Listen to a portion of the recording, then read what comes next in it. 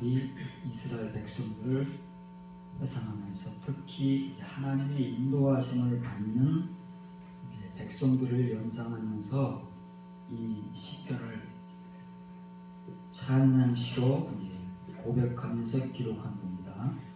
눈물 골짜기가 나오고 많은 샘이 나오고 이른비가 나옵니다. 오늘은 여러분들이 그냥 지나가면서 한 번씩 슬쩍 들었던 이른비에 대해서, 그 늦은 비에 대해서 집중적으로 좀 살펴보도록 하겠습니다. 여러분들 본문을 정확하게 직역을 해야 됩니다. 왜냐하면 한글이 이상하게 말씀을 비틀어 놨기 때문에 이상하게 복이라는 말로 여기를 채워놨어요. 그래서 전혀 엉뚱한 말. 그들이 눈물의 골짜기로 지나갈 때에 그곳이 샘으로 바뀔 것이며 이른 비가 연못들을 채울 것이나이다. 이 뜻입니다. 복이라는 말이 없어요.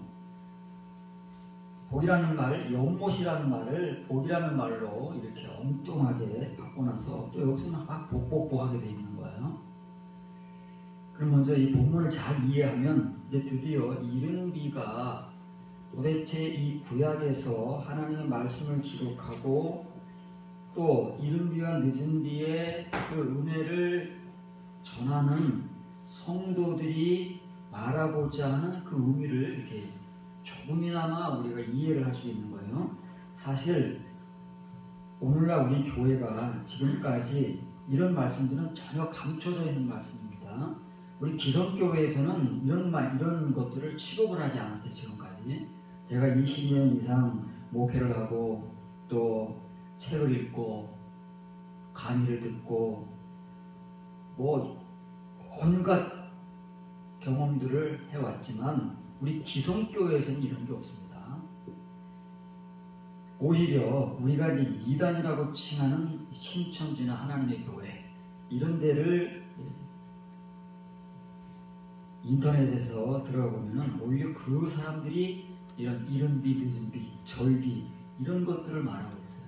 왜냐면 우리 기존의 목회자들은 딱 고정된 시각, 신학의 틀, 교리 여기 딱 갇혀 있기 때문에 그 이상의 것들은 잘 보지를 못하고 또 보려고 하지도 않고 수용을 잘 못합니다.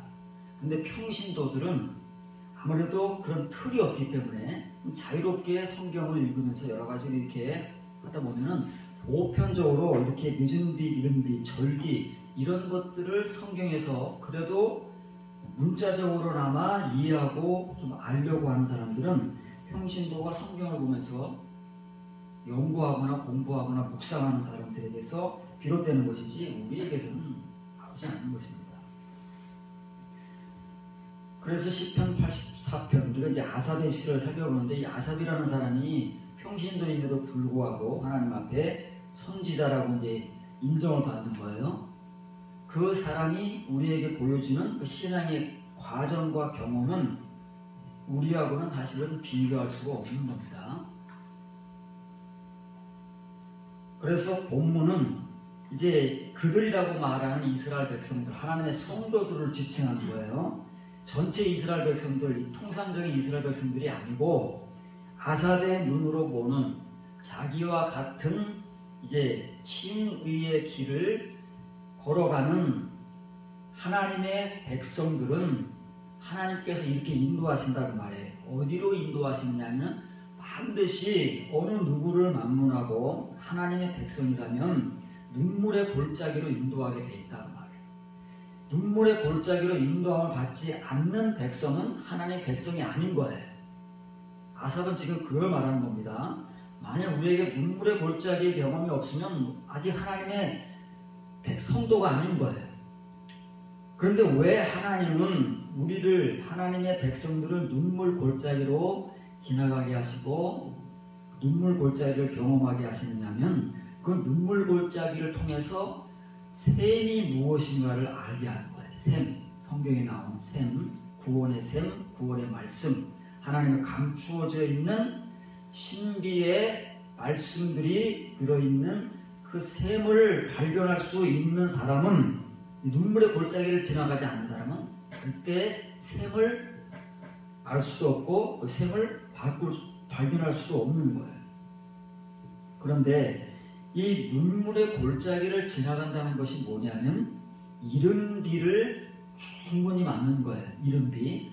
어느 정도 이른 비를 맞는 것이 눈물의 골짜기를 지나가는 것이며, 이 눈물의 골짜기를 지나가는 것이 이른 비를 맞는 것이라면 도대체 얼만큼 맞아야 샘이 되고 또 이 샘으로 바뀌는 것을 우리가 깨달을 수 있느냐면, 이 이른 비가 연못들을 채울 정도의 양을 아삽은 말하고 있습니다. 그래서 복이라고 한글 성경에서 괴상망측하게 번역한 그 단어는 브라호트란 말이에요. 이 브라호트란 말은 연못이라는 말의 복수형입니다. 연못들이에요. 연못 하나를 채우기도 사실은 어렵잖아요.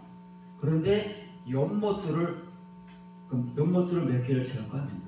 여기 나와 있지 않지만 7을 채우는 거예요. 항상 성경에서는 그 충만하게 채우는 수는 7입니다. 7을 채우는 거예요.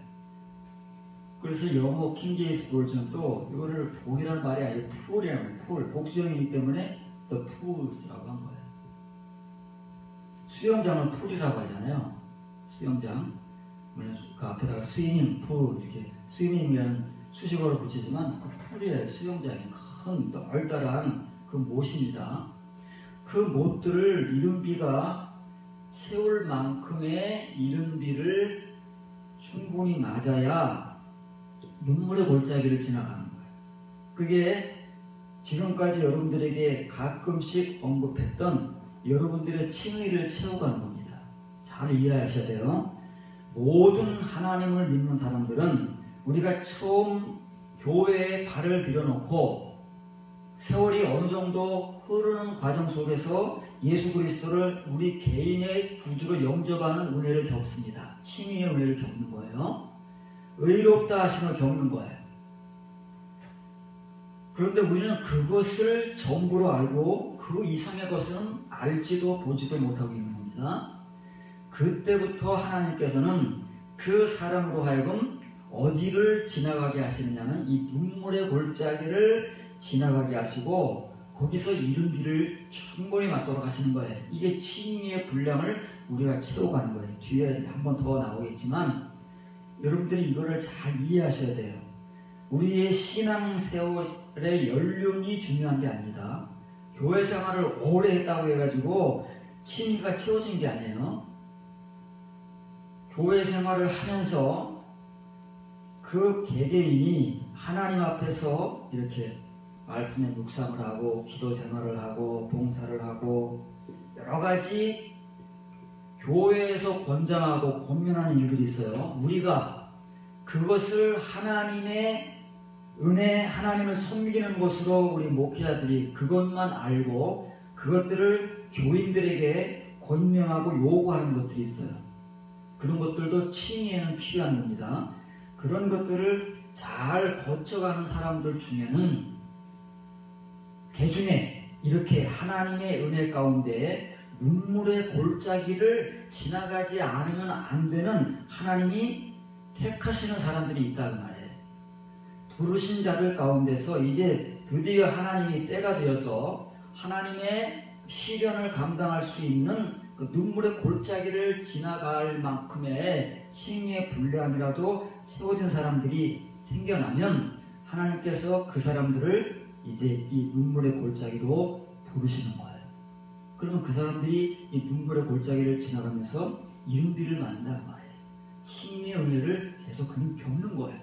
얼마만큼요? 하나님께서 그 사람들에게 샘으로 바꿔주시는 이 눈물의 골짜기가 샘이 되게 하고, 그리고 연못들을 채울 만큼의 이 이른 비를 그 사람들이 충분히 경험하고 겪으면서 그 시간들을 보내는 거예요. 이게 이제 우리가 주일날 반복에서 배운 시련과 연단이라는 겁니다.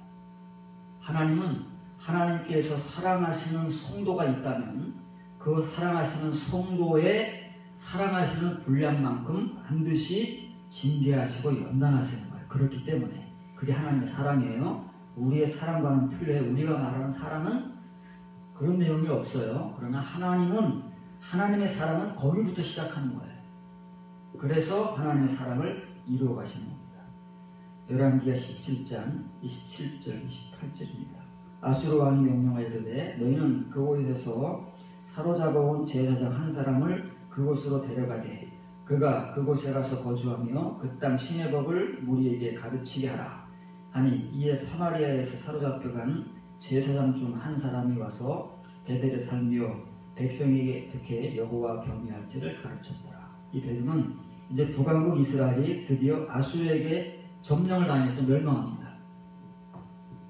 그래서 아수르 왕이 이제 자기 나라 지역에 살던 사람들을 북왕국 이스라엘을 점령했으니까 북왕국 이스라엘의 수도가 사마리아 아닙니까? 사마리아로 막 보내는 거예요. 거기 가서 살아라. 점령해 살아라. 그래서 아수르 사람들이 사마리아에 막 밀려 들어와가지고 거기서 이제 자리를 잡고 사는데 이 이방인들이 그래도 하나님의 백성들이 타락해서 멸망을 시켰지만 하나님의 땅 아닙니까? 이게 들어와서 막 지들 마음대로 사니까 본보기로 그들의 징계를 내리신 거예요. 징벌을 했더니 이 사람들이 막 놀랐어요. 깜짝 놀라가지고 난리가 난 거예요. 그래서 자기 나라에 보고를 했더니 아수르 왕이 지금 오늘 본문의 말을 하는 거다고 말해요. 이스라엘에서 사로잡아온 제사장 중에 한 사람을 다시 사마리아로 돌려보내라. 그래서 우리 백성들에게 그 땅에서 거주할 수 있도록 그 땅, 이스라엘 백성들이 섬기던 그 신의 율법을 가르치게 하라 그 말이에요. 그게 가르치게 하라 그 말이에요. 이 말을 가르치게 하라 그 말이에요. 이게 한글 때문에 이게 쭉 떨어진 거예요. 아히모레입니다. 모레는 야라의 분사형이에요. 분사는 사람이 되는 겁니다. 그러면 이 선생이에요. 어떤 선생이요? 초보 선생.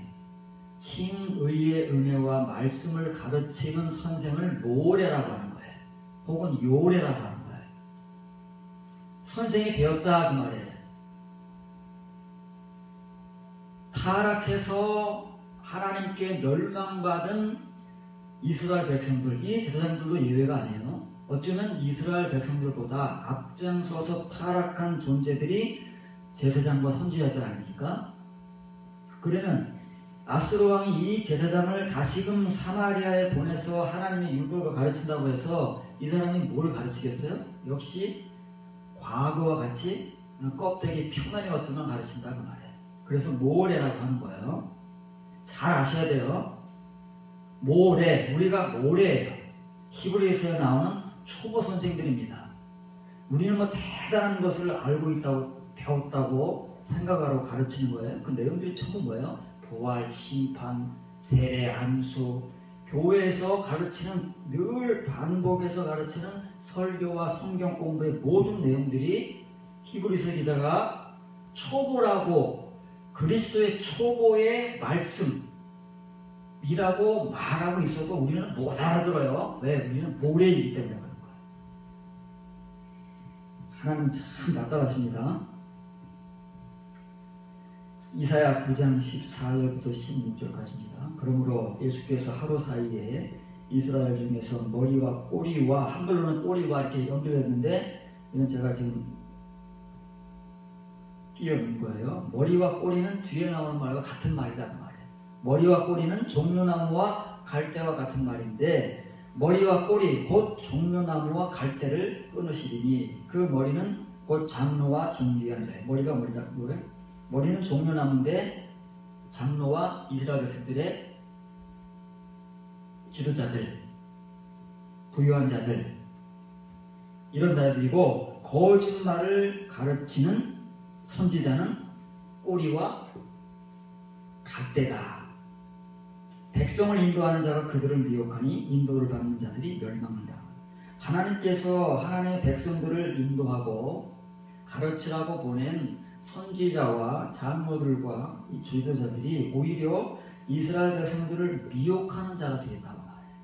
시대는 다르지만 우리의 본성은 동일하기 때문에 그때의 이 영적 상황이 오늘날 우리의 교회에서 그대로 재생되고 반복되고 있는 거예요. 그러면 거짓말을 가르치는 선지자를 이렇게 썼어요. 선지자는 나비입니다. 나비. 이때 나비인데 거기도 모래라고 그러잖아요. 모래는 분사하기 때문에 가르치는 그런 말도 돼요. 가르치는 선지자. 뭘 가르쳐요? 거짓말을 가르치는 선지자. 근데 원래 거짓말을 그러려면 여기 act가 붙어야 돼요. 여기 대격, 목적격을 나타내는 전치사가 있어야 거짓말을 되는 거예요. 이게 없으면 그냥 이거는 밑에 말이에요. 하나 더 있었는데 내가 나만 집어넣고 거짓말의 선생이다 그 말이에요. 이게 선지자예요. 그 당시에 선지자라는 존재는 어떤 존재냐면 거짓말의 선생이다 그 말이에요. 아니 하나님의 선지자가 왜 거짓말을 가르치겠어요? 오늘날의 우리 목회자들이 왜 거짓말을 가르치겠냐 말이에요. 또 한 번 설명하지만 거짓말이라고 하는 것은 하나님의 말씀이 아닌 것을 하나님의 말씀으로 가르치고 표면의 말만을 아는 이 모래 초보 선생들이 다 아는 것처럼 가르치는 것을 거짓말이라고 하는 거예요. 그래서 그렇게 배우고 그렇게 따라가는 사람들을 뭐라 그래요? 미혹되는 자다 그러는 거예요. 그게 굉장히 심각한 거예요. 그 백성들이 무슨 죄가 있겠어요? 백성들은 아무것도 모르니까 앞에서 인도하는 선지자들을 따라가는 거예요. 그렇지 않겠습니까? 교인들이 뭐가 알겠어요? 여기 서서 가르치는 목회자를 따라가는 거예요.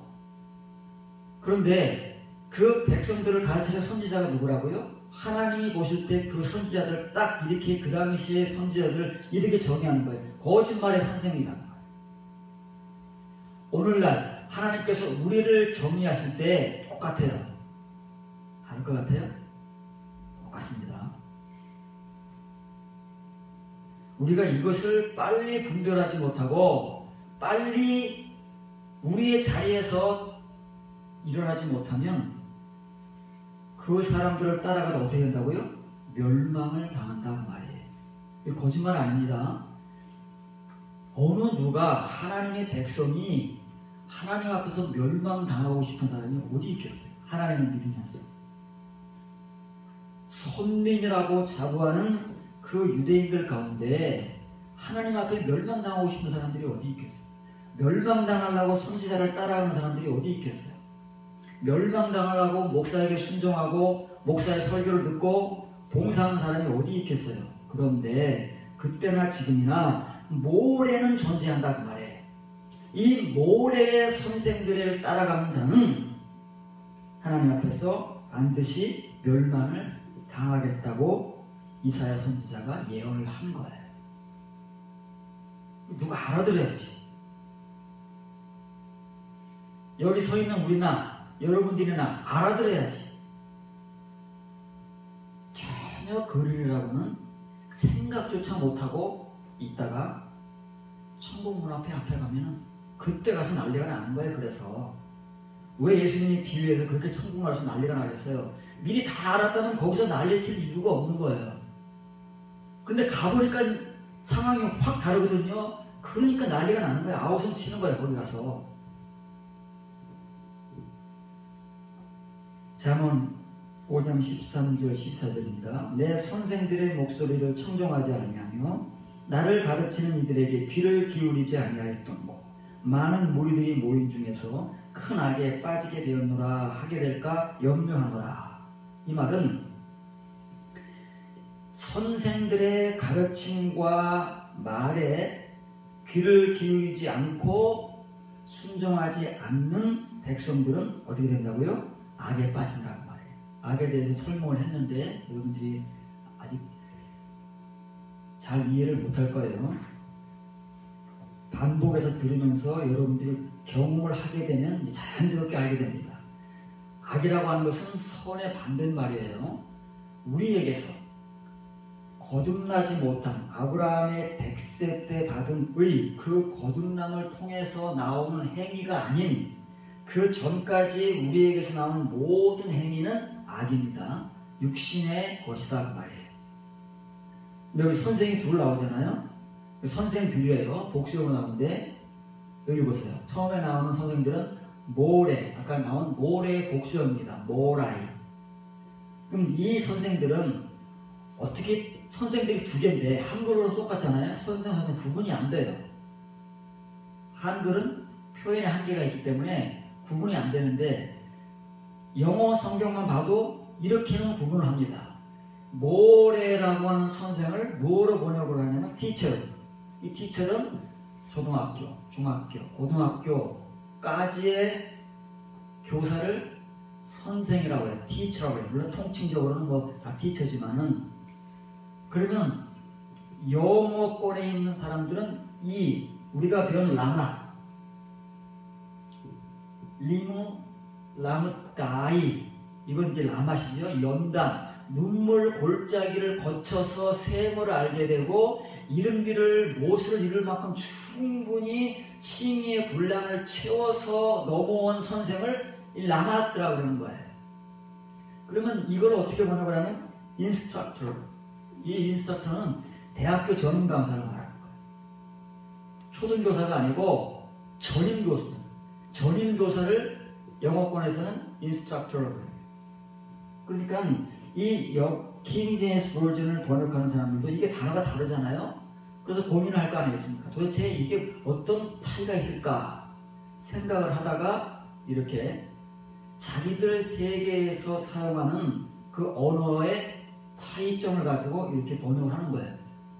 물론 이게 좀 부족하지만 그래도 이나마 구분을 해 놓을 수 있다는 게 다행이에요. 한글 성경은 그것도 안 되잖아요. 선생이 선생인데 이게 무슨 선생인지 모르니까 다 똑같이 아는 거예요. 한글에 구분되지 않고 나오는 모든 단어를 우리가 다 그렇게 이해하고 있다는 말이에요. 구분이 안 돼요, 우리는. 그래서 영어권에 있는 사람들보다 성경을, 똑같은 성경을 하나님의 말씀이라고 읽지만 이 구분이라고 하는 것은 우리 한글 성경은 전혀 안 되고 있기 때문에 이 정도도 구분이 안 된다 그 말이에요.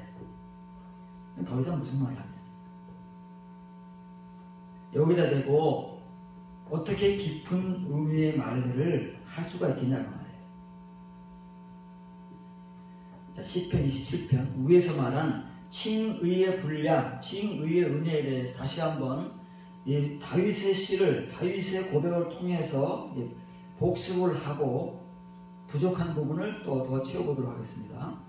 여호와여, 주의 도를 내게 가르치시고 내 원수들을 생각하셔서 평탄한 길로 나를 인도하소서. 이게 도대체 무슨 말일까요? 한글로. 자, 여호와여, 주의 도를 내게 가르치시옵소서. 내 원수들을 생각해. 원수들이 누굴까요? 다윗의 원수는 누굴까요? 원수들인데 평탄한 길로 인도하라는 말은 또 무슨 말일까요? 이거 가지고 온갖 이제 말들이 나올 수 있잖아요. 말은 말을 만들어낼 수 있는 거니까. 그래서 성경에서는 이런 말들을 거짓말이라고 하는 거예요. 무슨 말인지도 모르게 이런 말들을 말로 재생하는 거. 표면의 말을 표면의 말로 재생하고 사람의 말을 사람의 말로 재생하는 것을 거짓말이라고 하는 거예요. 이걸 지금 이렇게 쓰는 거예요. 나를 인도하소서는 똑같아요. 나를 인도하소서 그 말이에요. 그러면 하나님께 다윗이 기도합니다. 주의 도를 내게 가르치소서.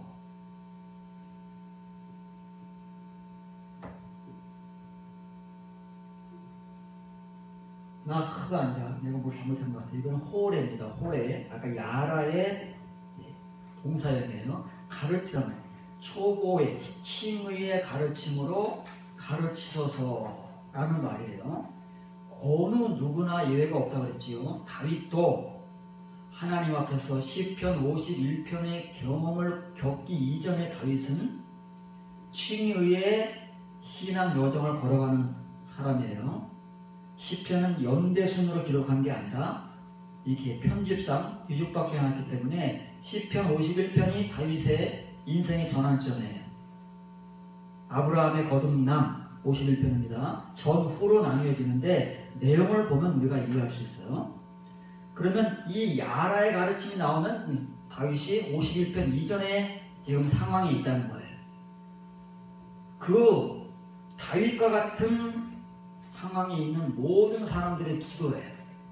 여러분들이 지금 기도해야 될 기도의 내용이 뭐냐면 지금 여러분들이 가고 있는 그 여정 속에서 아삽이 고백하듯이 이른비를 충분히 맞아야 되는 거예요. 칭의의 은혜, 이른비의 은혜, 이른비의 말씀, 이른비의 신앙생활, 여러분들이 할 수 있는 것들을 충분히 해야 돼요. 그래야만 눈물 골짜기를 거쳐가는 거예요. 그러지 않고 눈물 골짜기를 거쳐 나온 사람이 없어요, 성경에는. 어느 누구도.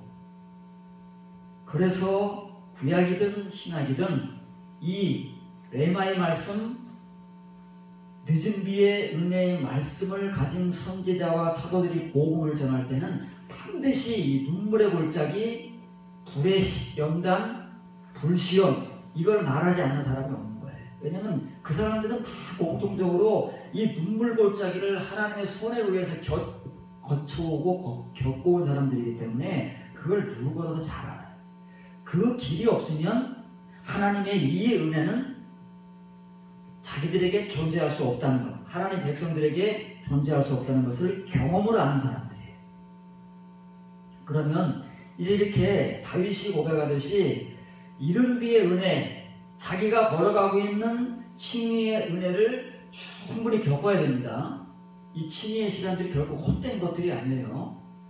이것은 늦은 비의 은혜를 위해서 이른 비의 은혜를 하나님께서 충분히 주시기 때문에 충분히 겪어야 되는 거예요. 연못들을 채울 만큼 이른 비를 맞아야 되는 거예요. 그러면 그렇게 맞는 사람들만이 다윗같이 이렇게 아삽같이 이런 고백을 가지고 하나님을 바라보며 앙망하고 칭의의 신앙생활을 하는 사람들이 어디를 바라보면서 이런 기도를 하고 있느냐 하면 그 사람들은 하나님의 이 시련의 길을 아는 사람들이에요. 그래도 칭의 가운데 있지만 그래도 아는 사람들이기 때문에 그 사람들에게 보이는 그 당시에 그들이 지향하고 저 앞에 자기들이 가야 할 길이 어디냐면 이 길이에요. 이 길. 한글 성경에는 평탄한 길이라고 또 출처가 불분명한 엉뚱한 말을 해놨지만 이 미쇼르 우리가 반복해서 배우는 말입니다.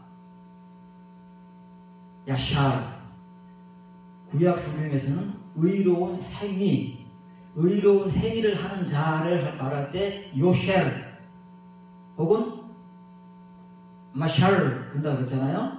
그 복시형이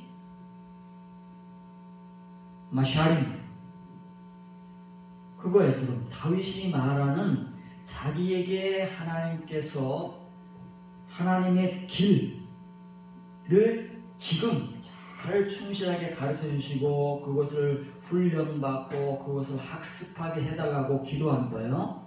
왜 지금 자기의 현실 속에서 그런 가르침과 학습이 필요하느냐면 자기가 가야 할 궁극적인 길은 하나님께서 배우는 이 칭의의 은혜의 길을 통해서 이 길을 바라보고 이 길을 가야 되기 때문에 그런 거예요. 이 오라는 여러분 설명했지요.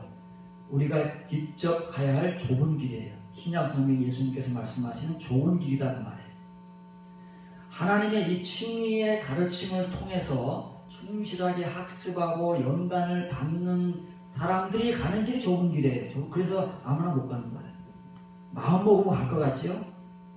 오죽하면 예수님께서 넓은 길로 들어가는 사람은 그렇게 허다하지만 좁은 길로 들어가는 사람들은 소수라고 그랬어요. 다른 사람들은 예수님이. 이게 현실적으로는 쉬운 것 같지만 성경에 써 있으니까 좁은 길로 들어가자고 우리가 설교도 하고 막 하지만 설교하는 우리나 듣는 여러분들이나 아직 좁은 길이 뭔지를 모르는 거예요. 글자만 아는 것이지. 그 글자 가지고 우리가 초보 선생들이 아무리 많은 말을 해도 역시 사람의 말을 만들어내는 것에 불과한 거지 하나님의 말씀을 전하는 건 아니다. 이 야샤르 의로운 행위를 하는 자를 알지 못하면 좁은 길은 모르는 거예요. 그러면 좁은 길을 우리가 수없이 반복해서 말한다 하더라도 그 단어만 알고 있는 것이지 그 삶은 우리에게 없는 거예요. 은혜와 말씀은 우리에게 없는 거다 그 말이에요. 신명기 11장 13절 14절입니다. 내가 오늘 너희에게 명하는 내 명령을 너희가 만일 청종하고 너희가 하나님 여호와를 사랑하여 마음을 다하고 뜻을 다하여 섬기면 여호와께서 너희 땅에 때를 따라 밑입니다. 비를 주시되 이른 비와 늦은 비를 주시리니 내가 곡식과 새 포도주와 기름을 추수하리라. 오늘은 이제 야라 이른 비에 대해 살펴보는데 이른 비는 늦은 비와 불가분의 관계잖아요. 그래서 같이 붙어 나오는 성경 구절이 있어요. 따로따로 떨어져 나오는 성경 구절도 있지만 이렇게 이른 비와 늦은 비가 붙어 나오는 성경 구절이 있기 때문에 여러분들에게 소개를 해주는 거예요. 둘을 소개해 줄 텐데 그 중에 첫 번째예요. 모세에게 하나님께서 이제 마지막 그의 인생을 정리하면서 가나안 땅을 앞에 두고 모압 광야에서 이스라엘 백성들에게 예언적 설교를 하는 게 신명기잖아요. 내가 오늘 너희에게 명하는 내 명령을 너희가 만일 청종하고, 모세의 명령이라고 그래요. 굉장히 교만하게 들리죠? 교만한 거 아닙니다. 우리가 배웠습니다. 하나님의 말씀을 받은 자는 그 말씀이 내 말씀인 거예요. 우리가 이상하게 우리가 아직 그런 사람이 못 되는 눈으로 볼 때는 어떻게 자기 명령을 지키라, 지가 하나님이다 이 생각하겠지만, 우리가 쭉 살펴봤어요. 성경에서 내 율법, 내 말, 내 명령 이렇게 말하는 사람들은 자기 걸 말하는 게 아니고 하나님께로부터 불의 말씀, 불의 율법, 레마의 말씀, 레마의 율법을 자기가 이런 눈물골짜기를 겪으면서 받은 것이기 때문에 자기 거예요. 하나님께서 이것은 거저 공로 없이 행위 없이 주시는 은혜가 아니고 이런 시련과 징계와 연단을 겪을 만큼 겪고나 주시는 것이기 때문에 이제 그건 그 사람일 거예요. 그 의미예요. 모세가 하는 말은 너희 하나님 여호와를 사랑하여 마음을 다하고 뜻을 다하여 섬기면, 그래서 내 명령이 뭐로 나와요? 다 하나님의 것으로 나온다 그 말이에요. 너희가 만일 너희 하나님 여호와를 사랑하고 마음과 의지를 다하여 주를 섬기려고 혹은 섬기기 위하여 내가 오늘 너희에게 명한 명령을 제대로 들으면 그 말이에요. 이 사람들이 듣지도 못하는데 어떻게 섬기겠어요? 이스라엘 백성들이 왜 타락하고 아까 읽었지만 왜 북왕 이스라엘이 멸망하고 유다가 멸망하겠어요? 듣지도 못하는데 어떻게 하나님을 섬기게 된다고 말해요. 평생 그들이 하나님을 섬긴다고 믿는다고 해왔지만 지금 모세가 말하는 대로 제대로 듣지를 못하는 거예요. 이렇게 모세같이 제대로 전하는 사람이 있음에도 불구하고 제대로 듣지 못하는데 하물며 모라이 초보 선생들에게서 뭘 듣고 뭘 배우겠습니까? 우리들에게서 뭘 듣고 뭘 배우겠어요? 똑같은 사람 존재들인데 그러지 않겠어요? 목사라는 그 칭호만 있는 것이지 우리가 성직자라고 목에 힘을 주는 것뿐이지 평신도들하고 다를 게 없어요. 어쩌면 평신들보다 더 믿음도 없고 타락한 존재가 목사들일 수도 있는 거예요. 그런 모라이들에게, 초보 선생들에게 뭘 제대로 듣고 배우겠어요? 그 말이에요. 오늘 만일 신명기를 읽는 어느 누군가가 모세의 이 설교를 들으면서 모세가 한 그 말 그대로를 성경 말씀으로 읽다가 모세가 말하는 내가 오늘날 너희에게 너희가 하나님을 사랑하고 너희 마음과 뜻, 다시 말하면 의지를 다하여 주를 섬기기 위해서는 먼저 내가 하는 말을, 내가 가르치는 말을 너희가 제대로 들어야 한다 하는 이 말을 딱 읽을 수만 있어도, 그래서 그 사람이 이게 무슨 뜻인가 고민하는 사람만 있어도 소망이 있다 그 말이에요. 그런 사람들도 찾기가 어려운 거예요. 그러면 그 말이 먼저 제대로 들어야 돼요. 제대로 듣고 제대로 배우지 않으면 섬기는 건 뭐 생각도 못하는 거예요. 여호와께서 너희의 땅에 이른 비 늦은 비를 적당한 때에 내리시리니 너희가 곡식과 포도주와 기름을 얻을 것이라. 자, 모세가 하는 말은 이거예요. 내가 너희에게 지금부터 가르치는 마지막 유언적 설교로 남기는 내 말을 너희가 제대로 들어서 여호와 하나님을 사랑하고 마음과 뜻을 다하여 너희가 섬긴다면 가정법이에요. 하나님께서 너희에게 이른 비와 늦은 비를 때에 따라 내리실 것이다. 그러면 너희 땅에 곡식과 새 포도주와 기름이 열매로 맺을 것이다 그 말이에요. 그러니까 지금 단계가 세 단계 아닙니까? 먼저 하나님의 말씀을 제대로 들어야 되는 거예요. 말씀 그대로를 제대로 들어야 돼요. 그래야 제대로 들을 수 있는 귀를 가진 사람, 하나님께서 그 귀를 뚫어주신 사람들만이 하나님을 제대로 섬기고 사랑할 수 있는 거예요. 그래야 그 사람들에게 하나님께서 이른 비의 은혜로 곡식을 주시고 늦은 비의 은혜로 새 포도주와 기름을 주신다는 말씀이에요. 그런데 우리는 이런 것도 없이 그냥 하나님만 섬기면 축복하신다 이렇게 뭐 과정도 없어요. 뭐 과정이 좀 있으면은 이렇게 구분이라도 해서 과정이라도 말하면 좋겠는데 그것도 없이 남발하고 있지 않습니까? 화살표 뒤를 보시면 여호와께서 너희 땅에 때를 따라 비를 주시는 거예요. 때, 어떤 때? 이른 비의 열매를 거두어야 될 때는 이른 비를 주신다는 말이에요. 늦은 비의 열매를 거둬야 될 때는 반드시 늦은 비를 주는 것이지 그때는 이른 비가 필요가 없어요. 이른 비의 열매는 밀, 추수잖아요. 이른 비로 얻어지는 열매는 밀입니다. 보리는 구약성경에 취급을 안 하니까 원래는 밀과 보리를 추수하는데 보리는 의미가 없어요. 밀이 의미가 있으니까 밀을 추수합니다. 그러면 이제 하나님께서 늦은 비를 내려주시는 거예요. 늦은 비를 통해서 맺는 열매는 포도와 감람 열매, 그렇죠? 그 다음에 성류 열매다 말이에요. 그게 이제 가을 추수예요. 봄 추수는 밀이고 가을 추수는 수장절이라 우리가 알고 있는 그 추수는 포도 열매와 감람 열매와 성류 열매다 그 말이에요. 그 하나님께서는 그 열매에 필요한 비를 때에 따라 내려주시는 것이지 막 무작위로 내려주시는 게 아니다 그 말이에요. 우리는 보면은 봄에는 봄비, 여름에 여름비, 가을이면 가을비 계절에 따라 부르지만 그래서 우리의 추수라고 하는 것은 그저 이런 구분도 없이 그냥 성경에서 맥주절을 지켜라 그러니까 맥주절 지킵시다 그러고 헌금하는 행위 외에는 없잖아요. 그 의미가 뭔지도 모르잖아요. 그냥 맥주절 그냥 지키는 거예요. 헌금하기 위해서. 우리가 오늘날 지금까지 여러분들이 지금까지 수없이 추수감사절을 지켜왔지만 추수감사절을 뭐 했습니까? 그냥 교회에 그냥 과일 이렇게 얹어놓고 헌금하고 행사하는 거로 끝이지. 하나님께서도 늦은 비를 통해서 하나님의 백성들에게 주시고자 하시는 그 의미에 대해서 우리가 가르쳐본 적이 없어요. 여러분들이 들어본 적이 없지요. 왜? 우리는 초보 선생님 때문에 몰라요.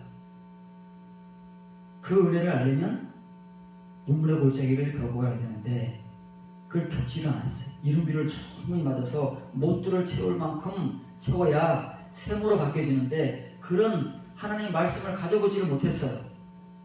그러니까 새 포도주와 감람 열매로 얻어지는 기름은 우리에게 존재하지 않는다 그 말이에요. 글자로만 존재하지 우리의 실제 속에는 존재하지 않는다. 언제 이 말을 이해할지 몰라요. 사람에 따라서는 또 평생 이 말을 듣지 못하고 그냥 또 가는 사람이 있을 수도 있어요. 뭔가 어렴풋이나 들려오면 그 다행인 거야. 하여간 뭔가가 어렴풋이나마 들려오면 그건 소망이에요. 소망. 하나님의 크신 은혜예요. 전혀 안 되는 건 이제 까만 눈과 귀먹을 일이 너무 많거든요. 예수님 말씀하시는 대로 보면서도 보지 못하고 들으면서도 듣지 못하는 사람들이 너무 많은 시대예요. 어렴풋이나마 보이고 어렴풋이나마 들려서 더 자세히 보기 위해서, 더 자세히 듣기 위해서 몸부림이라도 치는 사람들에게는 정말 소망이 있는 거예요. 하나님의 크신 은혜입니다. 예레미야 5장 24절 25절입니다. 여기가 중요한 말씀이 나오는데 또 한글 성경을 또 이렇게 비틀어 버렸어요. 또 너희 마음으로 우리에게 이른 비와 늦은 비를 때를 따라 주시며 우리를 위하여 추수기한을 정하시는 우리 하나님 여호와를 경외하자 말하지도 아니하니 너희 허물이 이러한 일들을 물리쳤고 너희 죄가 너희들로부터 좋은 것을 막았느니라. 예레미야 시대는 이제 유다 도가국 이스라엘은 이제 열왕기 아까 하에서 멸망했습니다. 이제 남왕국 유다는 지금 이제 예레미야 시대 때 멸망하잖아요. 예레미야는 남왕국 유다의 멸망을 예언한 선지자인데 그것 때문에 엄청 핍박을 받고 자칭 선지자들이라고 떼거리로 몰려있는 거짓 선지자들에게 무시를 당하고 감옥에 갇히고 그러잖아요. 그 예레미야가 하는 말이에요. 그래서 예레미야는 좋은 말이 없어요. 다 멸망에 대한 예언이기 때문에 뭐 다른 성경까지 그래도 간혹 가다가 막 은혜스러운 말씀 이런 게 좀 있어야 되는데 예레미야서에는 그런 게 없다. 지금 이스라엘 백성들에게 예레미야 지금 초음 아닙니까? 5장이면 이제 초입인데 하나님께서 이스라엘 백성들에게 이른 비와 늦은 비를 때를 따라 지금까지 주셨어요. 예외 없이. 그런데 이 이른 비와 늦은 비를 왜 주시느냐 하면은 추수기한을 정하셨대. 이게 무슨 소리예요? 추수기한은 다 정해져 있잖아요.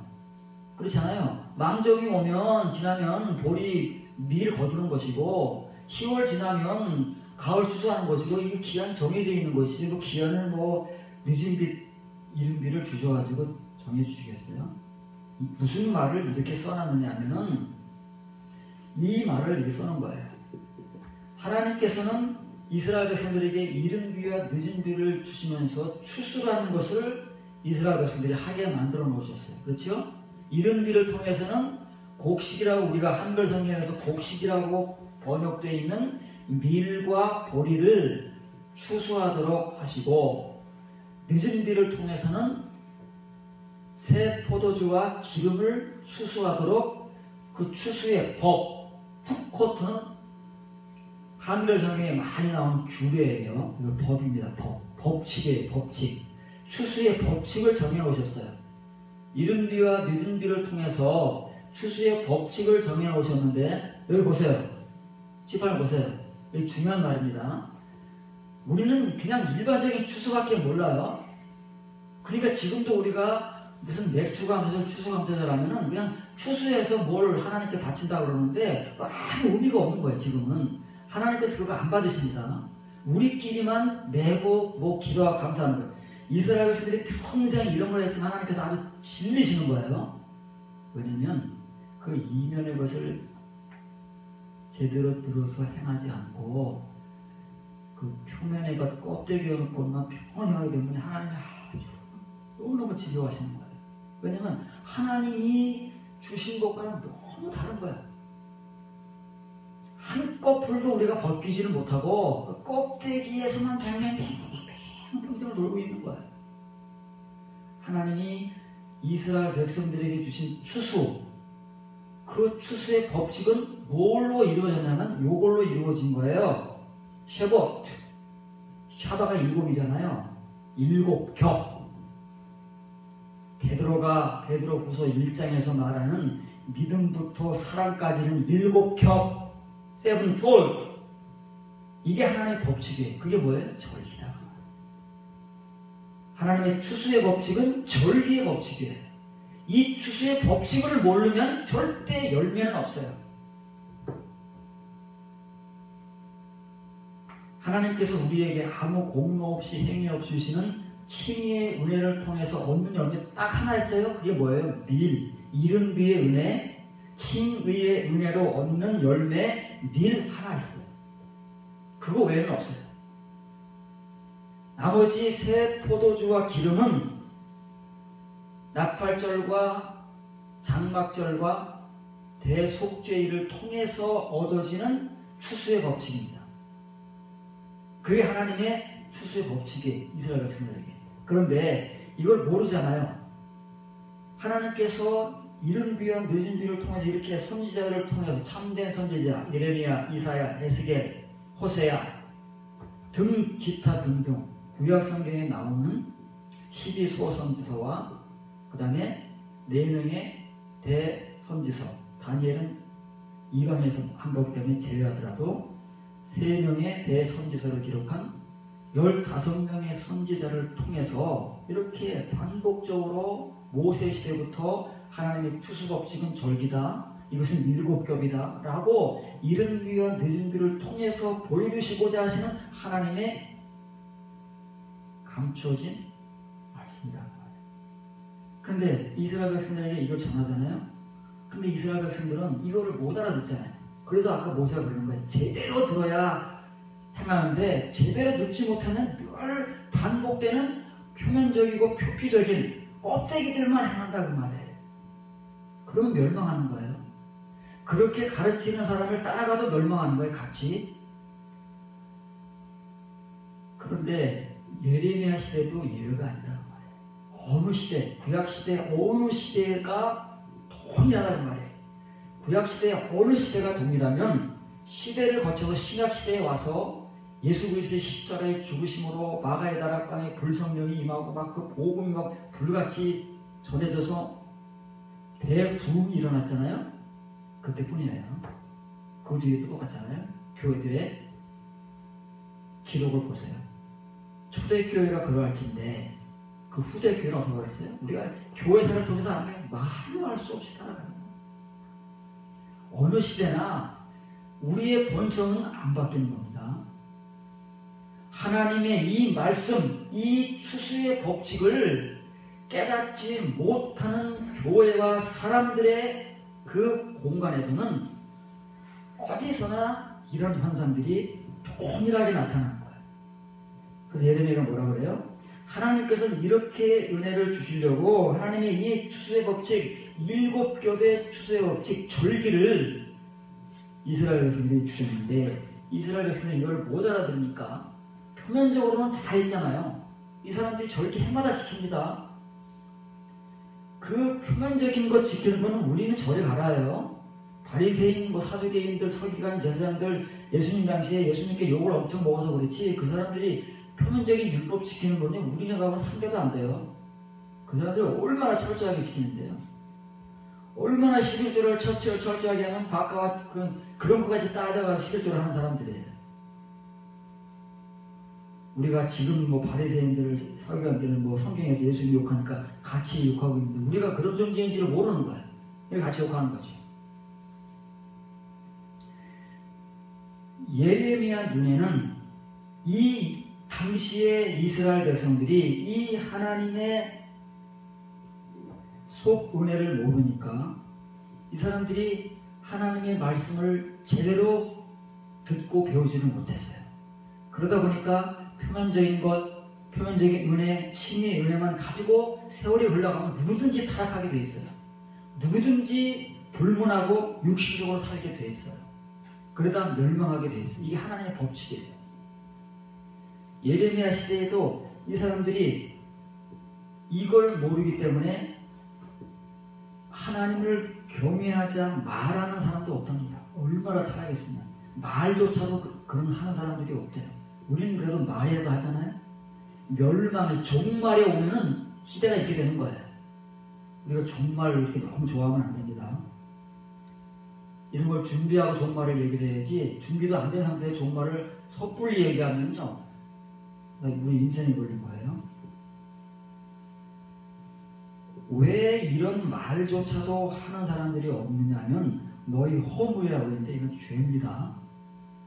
아까 위에서 말한 악이에요. 사람들에게서 나오는 모든 것들 이런 것들이 하나님을 경외하는 일 하나님의 이 추수의 법칙들 이런 것들을 물리쳤고 너희 죄가 너희로부터 좋은 것을 막아내니라. 이 좋은 게 뭐예요? 이런 프린트 있죠? 하톱이에요. 하나님의 그 좋은 건 뭐예요? 7법칙 추수의 법칙 7겹 이걸 막았다는 말이에요. 이걸 지켜도 시원찮은데 무지한 우리는 이걸 막고 있어요. 막고 남도 못하게 하는 거예요. 누가요? 여기 서 있는 모래들이. 그 입구를 꽉 막아놓고 나도 안 들어가고 남도 못 들어가게 막고 있다 그 말에 예수님의 비유가 얼마나 지금 우리 현실적으로 맞는 말인지요. 바리새인들에게 한 말은 아닙니다. 오늘날 모래들에게 하는 말이에요. 그 당시 바리새인들 율법을 가르치는 그 사람들도 정말 한 사람을 전도하기 위해서는 바다 건너 물 건너 간다고 했어요. 요즘같이 뭐 전도의 열심은 엄청나요. 그래서 사람을 전도하는데 문제는 뭐냐면 그 사람이 천국 문입구를 딱 가로막아요. 이렇게 가로막고 자기도 못 들어가요. 그리고 들어가는 사람들 아무도 못 들어가게 막고 있는 거예요. 누가요? 우리가. 모래들이 막고 있다.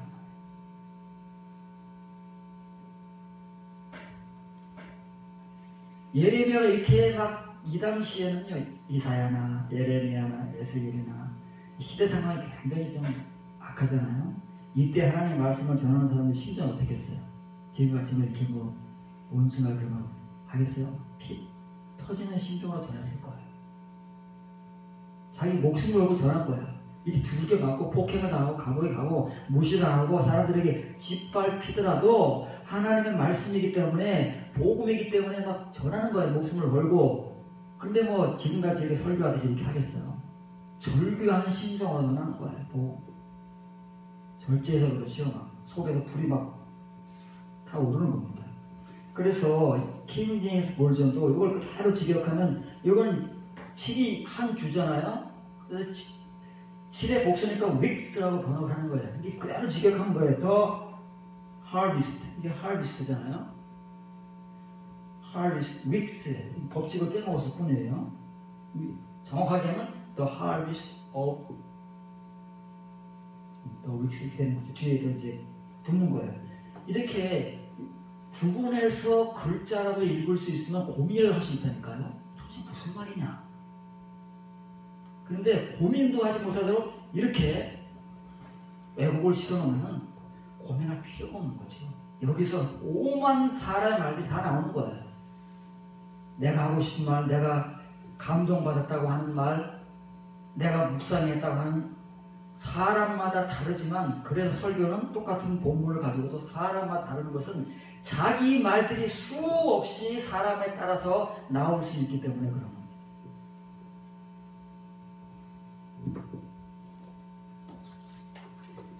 요엘서 2장 23절입니다. 시온의 자녀들아 너희는 나의 하나님 너희 하나님 여호와로 말미암아 기뻐하고 즐거워할지라. 그가 너희를 위하여 비를 내리시라. 그가 너희에게 의를 위한 이른 비를 주시리라. 그 말에 거기 한글 성경에 이런 말이 어디 있어요? 여호와께서 너희에게 의를 위한 그 이른 비를 주시리라는 말이 없죠? 한글 성경에 있습니까? 그냥 비를 내신다 그러잖아요. 그러니까 우리가 생각하는 비밖에는 없는 거예요. 이 비가 사시사철 때마다 내리는 자연스럽게 내리는 자연의 비 이거밖에는 못 보는 거예요. 하나님이 성경에서 말하는 비는 자연적인 비를 얘기하지 않아요. 표면적으로는 자연적인 비지만 그 이면적으로는 다 이렇게 하나님께서 이 비는 이른 비는 뭘 위한 비예요? 리츠다카 의를 위한 비다 그 말이에요. 그럼 이 의는 어떤 의이겠어요? 아브라함이 100세 때 받은 두 번째 의. 지금 칭의의 의는 다 받았잖아요. 어느 누구를 막론하고 예수 그리스도를 믿기만 하면 아무 공로 없이 행위 없이 의롭다함을 받는답니다. 그것은 성경이에요. 그것도. 그럼 그 다음에 뭘 거냐고 말이에요. 그 다음에 하나님께서 이렇게 눈물 골짜기를 지나가게 하시면서 이른 비를 못을 채우고 또 못을 채울 만큼 주시는 이유가 뭐냐면 그 사람을 두 번째 의로운 자로 만드시기 위하여 그 이름입니다. 그 이름. 지금까지 이 모래 앞에 한 번도 관사가 안 붙었잖아요. 요엘서에서 관사가 딱 붙어 나오는 거예요. 이건 일반적인 비가 아니에요. 하나님이 말씀 속에 담아놓으신 그 모래, 그 이른 비를 주실 텐데 그 이른 비는 하나님께서 왜 이스라엘 백성들에게 주시냐면 두 번째 의미를 위해서. 이 첫 번째는 다 받았으니까. 여러분들을 위해서 요엘서가 존재하는 거예요. 여러분들이 하나님께서 여러분들을 위하여 이른비를 지금 주고 계시는 거예요. 어떤 사람들은 눈물 골짜기를 겪고 지나가는 이른비를 지금 맞고 있을 수도 있어요. 그 이른비는 왜 맞아야 하고 왜 하나님께서 그 사람들에게 이른비를 주시느냐 하면 하나님의 사람들, 그 사람들로 하여금 하나님의 의를 알게 하기 위해서, 의인 되게 하기 위해서 이른비를 주시는 거다. 잘 맞으셔야 돼요. 비 온다고 피하거나 우산 피면 안 돼요. 하늘에서 내리는 비는 우산 펴도 괜찮지만 이 비는 피하겠다고 처마 밑으로 숨거나 우산 피면 안 된다. 주신 대로 다 받아 맞고 겪어야 그 사람에게서 이 비가 샘으로 바뀌어집니다. 구원의 샘, 말씀의 샘으로 바뀌어지는 거예요. 그래서 그런 사람들에게만 레마의 말씀이 존재하는 거예요. 다발의 말씀이 존재하는 거예요. 안 그런 사람에게는 모래들에게는 없어요. 이런 말들이. 왜냐면 그런 길을 가본 적이 없기 때문에 몰라요. 그 세계를. 바울이 말한 대로 표현을 못해요. 말을 못해요. 경험하고 알고 가져야 뭘 말을 하지 않겠습니까? 마지막 호세아 1장 2절 한 절입니다. 여호와께서 이틀 후에 우리를 살리시며 셋째 날에 우리를 일으키시니, 이거 얼마나 중요한 말씀입니까? 이건 셋째 날에 대해 하는 말이에요. 호세아가. 이걸 우리가 못 알아듣잖아요. 이틀 후는 언제예요? 셋째 날이에요. 셋째 날을 반복하면 이틀 후가 되고, 이틀 후를 다른 말로 하면 셋째 날이잖아요. 그럼 호세아는 첫째 날에 나오고 둘째 날에 나오고 셋째 날도 나와요. 우리가 겪고 가야 할 첫째 날, 둘째 날, 셋째 날, 신구약 성경이 본질적으로 우리에게 전하고 있는 복음. 첫째 날, 둘째 날, 셋째 날. 예수님 말씀하신 나는 첫째 날에는 이걸 하고, 둘째 날에는 이걸 하고, 셋째 날에는 이걸 하러 왔다 하고 말씀하시는 그 은혜를 모르잖아요. 우리가 말을 못하잖아요. 표현을. 그 말씀이 없기 때문에 그 표현적인 글자만 가지고 읽고 우리 말을 전하는 것뿐입니다. 우리가 그의 앞에 살리라. 셋째 날을 통해서 일으키시는 자만이, 일어나는 자만이 진짜 생명을 얻는 거예요. 우리가 생명에 대해서 배웠어요. 그 생명을 얻는 거예요. 그 생명 역시 그리스도로 말미암아 하나님 안에 감춰져 있는 거예요. 그러면 우리가 여호와를 알자. 힘써 여호와를 알자. 이스라엘 백성들이 지금까지 수십 년 동안 하나님을 섬기고 살아왔는데 여호와를 모르겠습니까? 교회 생활 여러분들이 얼마 했는데 하나님을 모르겠어요? 그런 이스라엘 백성들에게 교회 생활 20년, 30년, 수십 년 한 사람들에게 여호와를 알자, 하나님을 알자 그러면은 어떻게 들려오겠어요? 시상적이잖아요. 뭘 더 알아야 되지? 호세아가 말하는 여호와를 알자는 뭐예요? 셋째 날의 여호와를 알자잖아요. 셋째 날의 여호와, 우리가 알고 있는 첫째 날, 둘째 날의 여호와 하나님이 아니고 우리가 아직 모르는 셋째 날의 여호와. 그래서 호세아도 이스라엘 백성들에게 첫째 날, 둘째 날의 여호와를 알자고 그러는 게 아니고 셋째 날의 여호와를 알자고 그러잖아요. 이건 글자만 봐도 이 논리적으로 맞는 거 아닙니까? 그의 나타나시는 새벽빛같이 어김없이 임하나니, 어김없나니, 비와 같이 땅을 적시는 늦은 비와 같이 우리에게 오나니. 그래서 셋째 날의 은혜, 셋째 날의 여호와, 새벽빛은 어떤 비예요? 이른 비가 아니다. 늦은 비예요. 그런데 여기 말이 재밌게 되어 있습니다. 땅을 적시는이라고 그랬잖아요. 땅을 적시는이 원래 야라는 뜻이 두 가지가 있어요. 하나는 비를 뿌린다는 말이에요. 또 하나는 가르치다는 말이 두 가지예요. 그래서 야라의 분사형이 되면은 이게 명사형 이름비도 되고 선생이 되잖아요. 이 분사가 되면 뭐뭐하는 그러잖아요. 그래서 한글성에 땅을 적시는 이렇게 해도 뭐 크게 틀린 말은 아니에요. 근데 이제 이거를 킹 제임스 버전을 번역한 사람과 같이 더 레러는 늦은 비잖아요. 두 번째 늦은이에요. 그럼 말코시는 늦은이에요. 포머 전자, 후자 그 말이잖아요. 레러는 후자, 포머는 전자. 그걸 이제 우리말로 바꾸면은 이른비 늦은비가 되는 거예요. 그러면 이른비 엔드가 있지만 엔드 없어요. 없지요. 땅에 이른비에 늦은비 같이 혹은 땅을 역시는 늦은비 같이 그 말이에요. 그럼 늦은비라는 것은 이른비를 품고 있다고 말이에요. 이른비 없이 늦은비는 없어요. 이른비의 은혜 없이 늦은비를 맞겠다고? 그건 어림도 없어요. 하나님께서 늦은비의 은혜를 주시는 사람은 이른비의 은혜를 충분하게 눈물의 골짜기를 지나면서 못들로 이룬 사람들이에요. 그래서 이 늦은 비에는 이른비를 꽉 품고 있는 거예요. 얼마큼이요? 충분히 품고 있는 거예요. 왜냐면 이 늦은 비는 이른비를 충분히 품어야만 하나님께 주시는 은혜이기 때문에 호세아가 지금 그걸 얘기를 하는 거예요. 우리는 이 말을 이해할 수 없어요. 모래, 초보 선생들인 우리는 절대 호세아가 하는 말을 못 이해합니다. 그냥 글자만 읽고 우리가 하고 싶은 말을 하는 거예요. 그걸 일컬어서 거짓말이라고 하는 거예요. 거짓말을 이제 성경적으로 여러분들이 좀 이해를 하게 되면 성경에서 거짓말이라고 나올 때 우리가 하는 거짓말과 달라요. 말씀에 대한 거짓말이다 그 말이에요.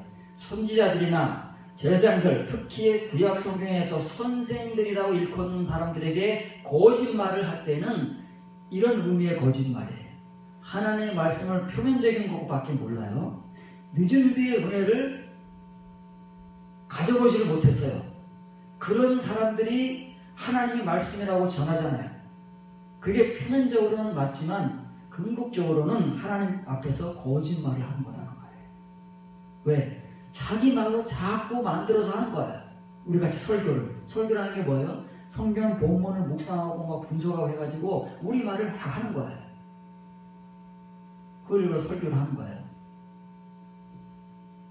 그러나 하나님의 말씀은 내가 생각한 말을 하는 것이 아니고 이렇게 하나님의 말씀 속에 담겨있는 하나님이 하시는 말씀, 하나님의 종들을 통해서 선포하고 하나님의 엄숙한 경고의 말씀으로 전하신 그 다바르의 말씀들을 전하는 건데 만일 우리들에게 그것이 없다면 내가 지금 여기서 열심히 외치고 있지만 거짓말을 하고 있는 거예요. 그 의미를 여러분들이 이해를 하고 이제 여러분들이 오늘 이른 비에 대해서 이제 사실은 배우는 거예요. 늦은 비는 아직 멀리 있으니까 여러분들이 지금 충분하게 경험하고 걸어가야 할 여러분들의 여정 속에서 하나님이 눈물 골짜기로 인도하시는 그 시간만큼에서 이른 비를 충분히 맞으셔야 돼요. 그 이른 비를 충분히 맞으면서 여러분들이 그 이른 비를 못들을 이룰 만큼 여러분들의 칭의의 분량을 채워가는 만큼 하나님의 샘으로 가까이 가는 거예요. 바뀌어져 가는 것이고 이 늦은 비의 은혜를 향해서 가는 겁니다.